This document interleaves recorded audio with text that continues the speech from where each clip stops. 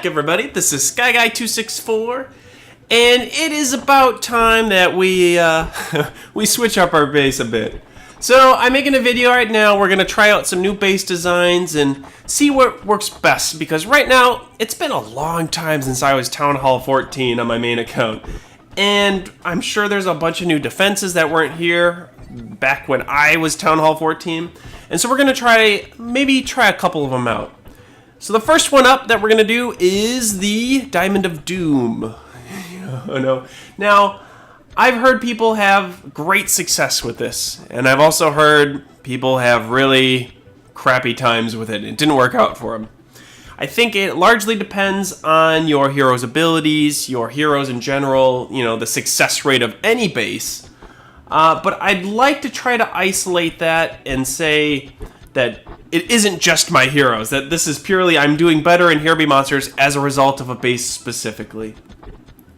So anyway, this is the first one up. Again, we now have Pumpkin Duke, we've got our Druid, we've got our Thunder God, we've got the core people we really need to do better in Here Be Monsters. Now, there are some other ones that would be nice to have, but I think this will allow us to get up to D, because prior to now, we've been trying D every once in a while, and I have not been able to get through it. It's usually around, let's say, wave 4 maybe. I'm able to clear 4, but they get enough of my towers down that I just can't make it through the 5th wave. That damn dinosaur is so freaking powerful. He just manages to take out somebody important, and then I have not been able to complete it yet. So again, my hope is that we can continue progressing with Here Be Monsters, because right now that is one of the main ways that I'm getting shards on this account. Now, shards are obviously important because we want to get all of our heroes' abilities, their skills rather, leveled up so that they can do more damage, that they can stay in longer, they can live longer, all of this is very important for buffs for our heroes. And right now, I'm not doing very many dungeon runs. It's purely because of how busy I am. I'm really focusing a lot on my main account lately, and it's hard for me to find time to be able to do even just dungeon runs. So I find myself just slamming out a bunch of C runs, right? Here Be Monsters Wave C, over and over and over again to do all of my shard farming. And I want to maximize that. I want to be able to do D, get those more shards, get up to E and get even more shards, better rewards, right? Be able to level faster. Because now, my heroes are getting higher level, which means the amount of experience that I'm getting from C is not really going as far as it used to. I'd see a couple levels every single time I'd run before when they were lower level.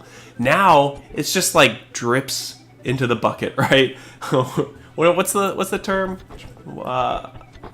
Water droplets in the ocean? I don't know. Whatever it is, I'm not getting enough experience for it to really be super beneficial immediately. Immediately obvious is what I'm looking to say. So I'm hoping that if I can get into these higher levels, I'll be able to go ahead and grind out experience that much faster. It'll assist us in shards, and that'll help us get their skills up. So here's the Diamond of Doom. Really, it's focusing on getting those waves to filter, funnel into the sides. Those two openings where all of my heroes are just waiting to go ahead and pound them out. And it should work pretty well, with those 3 layers of walls near the tops.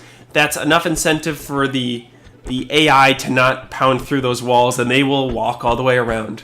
Now, I'm kind of doing a non-traditional approach in that I'm putting my buildings around the outsides to try to funnel them in and to gain more time for my towers to keep hitting them.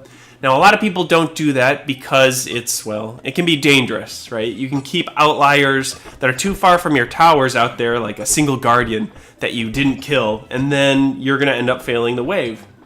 But I'm hoping that I can eventually upgrade my tower so that it'll stay in range and that I will be able to pass D, basically is what it comes down to. Now, it's also important to note that this can get dangerous if you're not doing this properly. And what I mean by that is See those gaps where those two, they're kind of like the greater than and less than symbols there in the middle of the base. Basically that open area in between there. It can be really dangerous as far as raiders. They can easily drop their troops in there, and they can throw down a guardian angel, and within seconds they've wiped out all of my heroes, and it's just my base becomes a super easy raid at that point. So it's important that if you're doing something like this, that you go ahead and put either, well, you see I put my town hall on one side, that'll slow them down, but also on the other side, you know, maybe putting decorations, you know, buying some of those flowers. And all that does is it doesn't allow them to drop their troops right there. The hope is that their troops will instead have to be dropped a little bit further out, so they'll be damaging your towers, and then they'll just route all the way around the outside of your base.